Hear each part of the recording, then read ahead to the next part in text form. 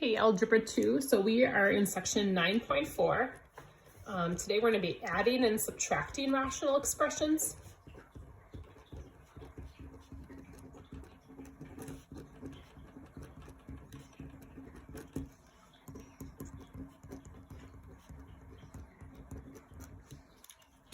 So I apologize, I didn't print off notes for these sections because I couldn't get into school. So I'm just doing things in a notebook like you guys would anyway. So notes might take a little bit longer because I'll be writing the problem as well. So I apologize for that.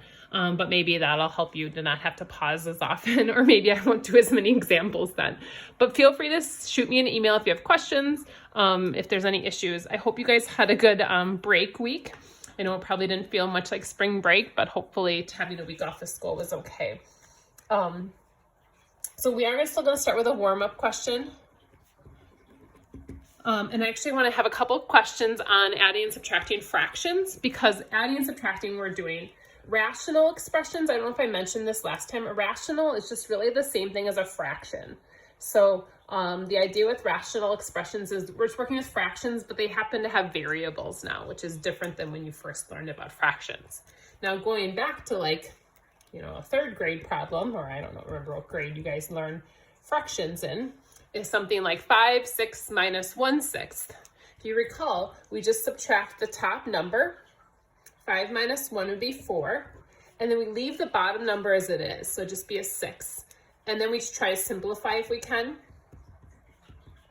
So this would be 2/3. So I subtract the tops, leave the bottoms. But if they don't have a common denominator, so like 2/3 plus 3/4, these don't have a common denominator. So I need to get them to have a common denominator. And if you recall what that is it's a number they both can become. So 3 and 4 can both become 12. It's the smallest number they can both become. So I'm going to change both of the bottoms to 12. Multiply this one, 3 times 4 gives me 12, but if I do that to the bottom, I have to do this to the top. So 4 times 2 would be 8. 4 times 3 gives me 12, so then I have to do 3 times 3, which would give me 9.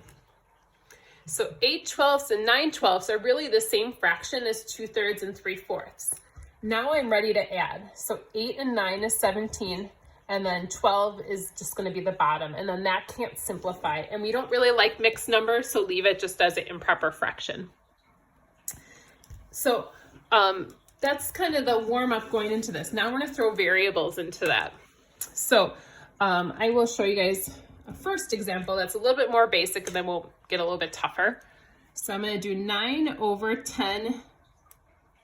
I used an A, but that looks a lot like a 9, so I'm going to do X instead. 9/10X plus 4X over 5Y. So 9/10X plus 4X over 5Y. If I try to add these the way they are, they can't be added because they don't have a common denominator. And I can't do cross-canceling. Cross-canceling only works if we're multiplying, and this is addition. So just like over here, we wouldn't be able to cancel those 3's out like we did with multiplying and dividing.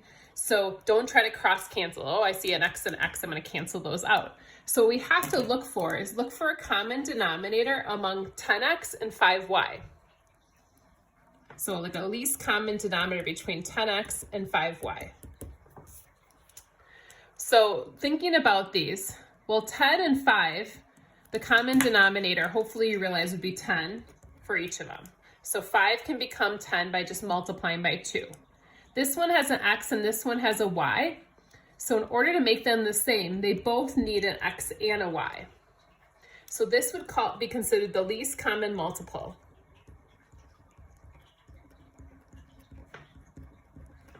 Or the least common denominator.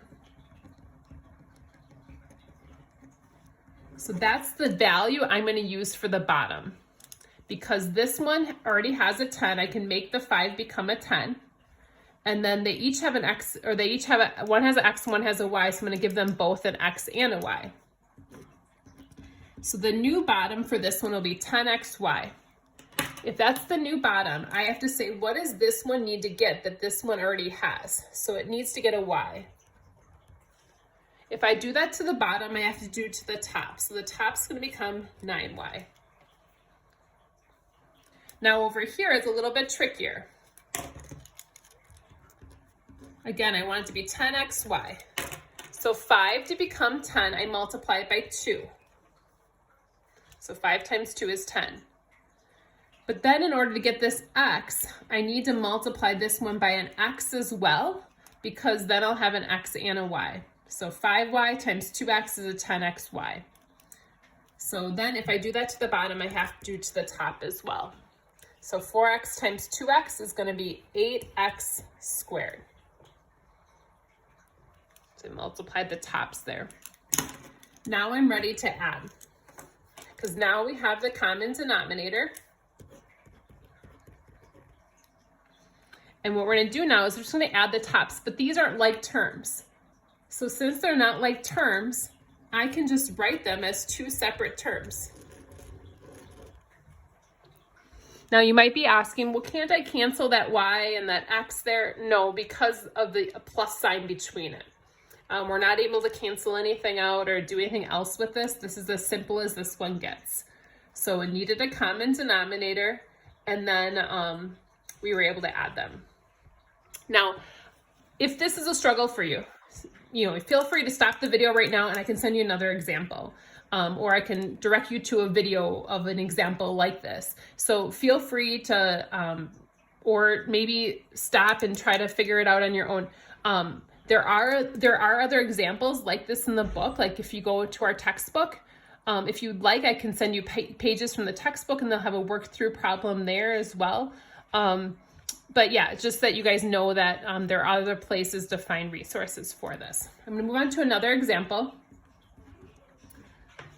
I'm going to do 4 examples total, so I'll probably do one more and then stop the video just so we have all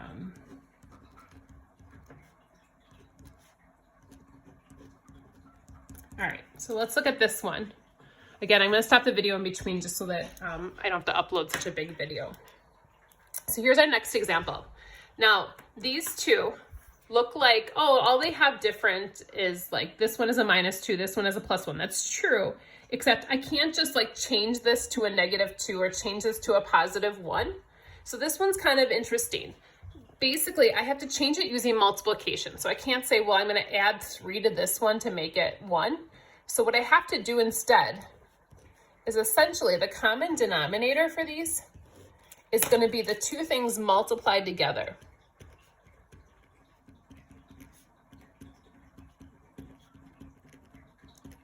Because this one needs what this one has, and this one needs what this one has. So the common denominator is just going to be the two values together. So what I'm going to do here is I'm going to multiply this by what this one has. And I'm going to do the same thing over here. So this is going to be multiplied by m plus 1. This one's going to get multiplied by m minus 2.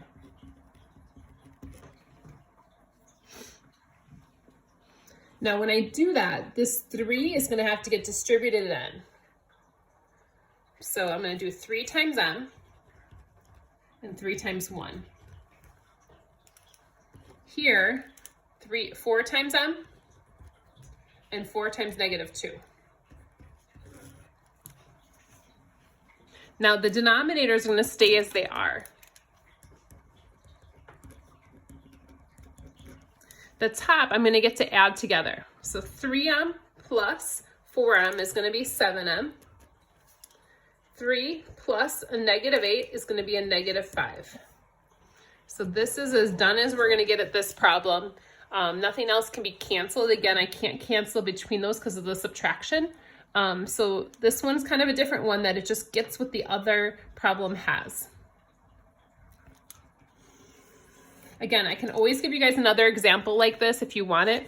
I'd be glad to do that or point you to the direction of other examples as well. Oh, I'm going to pause the video for right now and move on to the next video just so I don't have to upload such a large file.